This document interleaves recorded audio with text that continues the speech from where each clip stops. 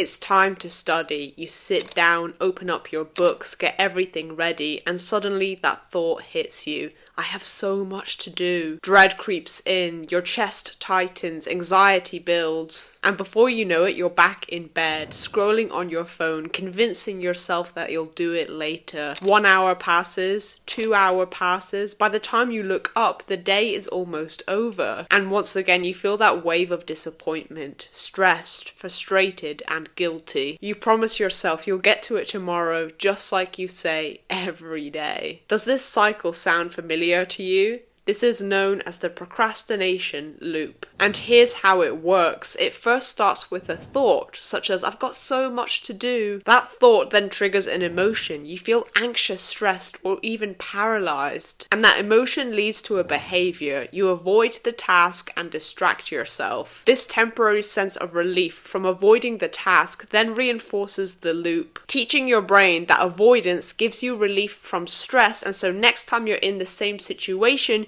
your brain reacts in the same way and it replays the same loop. And so how do we break this toxic cycle? Well, the first step is to realize that procrastination isn't about laziness, but it is a habit. A thought habit that your brain has learned over time to escape the feelings of anxiety or stress. But just like any habit, once you understand the pattern, you can break it and rewire your mind to take action. And so let's get into 3 ways you can break the procrastination habit. The first strategy is the 5-minute rule. The reason so many of us struggle to take action is because our mind is focused on the big mountain ahead of all of the hard tasks that we need to conquer. We're imagining the exhausting gym session and how tiring it's going to be. Or we're picturing that 5,000-word essay and we don't even know where to start. And so that sense of overwhelm stops us from even beginning because it feels too heavy to even start to move. And this is exactly where the 5-minute rule comes in. The rule is simple. Commit to doing the task for 5 minutes. And I already know what you're thinking and what you're going to say. Heather, 5 minutes, that's pointless. Yeah, that's stupid. I'm not doing that. I've got so much to do. How is 5 minutes going to help me? Trust me, I've been in your exact position many years ago, and so I know all of the excuses and tricks that you're going to throw at me. But remember earlier how I mentioned that procrastination is a habit? Which means that every time that you do not take action, you are reinforcing the loop and continuing the cycle. Whereas if you were to take action for just 5 minutes, which I bet most people could do, right? Because 5 minutes isn't asking a lot. If you were to just do 5 minutes, you are now rewiring your brain and breaking the loop. Forget about the essay or the workout or whatever it is that you're trying to get results in, and instead try and think about this process in the long term. You are now working on breaking the habit pattern of procrastination in your mind. This should be your number 1 goal, your only focus. You have to drop your ego and stop thinking that you're better than 5 minutes or telling yourself that 5 minutes is pointless. Okay, well, if you're better than 5 minutes, then go and do your work for 2 hours and I'll wait right here.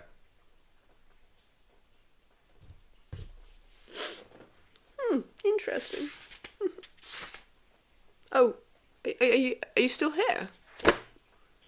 That's what I thought. Shall we continue? Another reason the 5-minute rule is so powerful is because often, once you get started, you realize that it isn't as bad as your mind made it out to be. You may start a workout planning to do 5 minutes, but then you realize that you feel good and you're like, okay, I can keep going. And this is because action builds momentum and momentum boosts your motivation. And this leads you to making progress. In other words, once you start moving, it's easier to then keep going. But here's something really important I want to make clear. Do not go into the task expecting to do more. Because if you secretly tell yourself, well, I'll just do 5 minutes, but really you're trying to do an hour, you're just back to tricking yourself. And so once again, the pressure will build, the anxiety will take over, and once again, you're stuck in the procrastination loop. And so your only goal is to do 5 minutes. If you do 5 minutes, you win. Give yourself a pat on the back. And if you want to keep going, then that's great. You're now exceeding expectations. But right now, you have to forget about your results because that shouldn't be your priority. Your goal is to break the habit procrastination loop of the mind. Think about the long term. This is about you rewiring your brain, breaking the cycle, and learning how to take action. Now, the second strategy is to break things down and create time blocks. blocks. Like I mentioned earlier, the number one reason people procrastinate is because we're focusing on this big mountain ahead of things we need to tackle. And so one solution is to break the goal down into small, manageable tasks. For example, instead of saying, I have to work on my essay today, you want to break it down into small steps. Step number 1, open up a document and write the title. Step number 2, spend 10 minutes brainstorming ideas. Step number 3, draft a messy first paragraph. Step number 4, take a short break. By focusing on one small task at a time, the work feels doable. And now, instead of facing a big mountain of stress,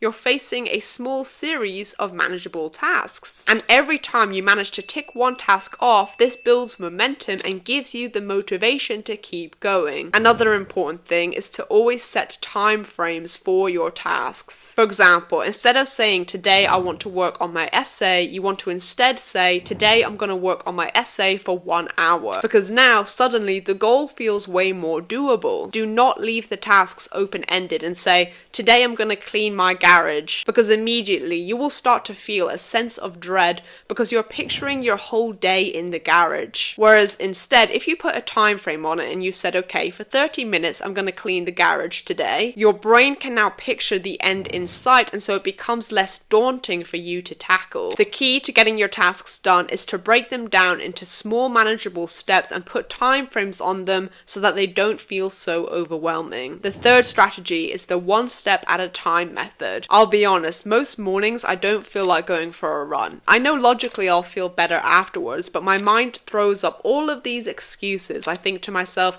oh, I could get an extra 30 minutes in bed. Why don't I take a rest day today? Or I'm just too tired. And so this is when I use the one step at a time method. As I mentioned earlier, our minds tend to focus on the height of our discomfort. So for example, in bed, I'm thinking about me running in the cold.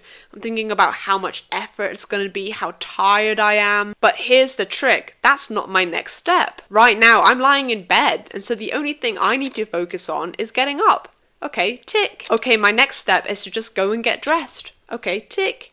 Now I just need to go and get a coffee. Okay, tick. All I'm doing is focusing on the very next step in front of me, because worrying about running is pointless because that's not where I am right now. And so as I focus on my next step, before I know it, I'm dressed, I'm feeling more awake, I'm driving my car to the running spot, and now all I have to do is run, and suddenly I feel more motivated and ready to take action. The thing is, so many of us try to jump from level 0 to 100 in our minds. For example, you wake up planning to clean your messy room, but you start to think about the chaos. You think about how everything's so dusty, how long it's going to take you to hoover everything, and your brain says, nope, I'll just stay in bed, and it's because your mind is trying to skip all of the levels in between. Your next step wasn't to clean your room, your next step was to just get out of bed. Okay, tick. Now your next step is to just put some clothes on, then go get some breakfast, then go get a bin bag, pick up some clothes from the floor, then clean one surface, and before you know it, you're making some real progress, and it isn't as bad as your mind made it out to be. And so stop trying to jump from level 0 to 100, because that's not where you are right now.